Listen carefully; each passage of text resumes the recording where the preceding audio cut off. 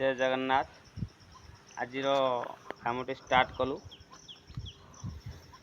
ଆପଣମାନେ କେମିତି ଅଛନ୍ତି? ଭାଇ ଭଲ ଅଛନ୍ତି ତ? ଠିକ୍ ଅଛି। ଆଜିର କାମଟି ହେଉଛି କଲମଟି ଖୋଲିବା। କଲମଟି ଖୋଲି ସାରିଲା ପରେ ଭାଡ଼ାଟି ତିଆରି କରି ଲମ୍ବା ବିମ୍ଟି ଭାଡ଼ା ବନେଇବା। ଭାଡ଼ା ବନେଇ ସାରିଲା ପରେ ରିଙ୍ଗ ଗୁଡ଼ାକ ବାନ୍ଧିକି ପଟା ସେଟିଂ କରିକିରି ଢଳେଇ କରିବା।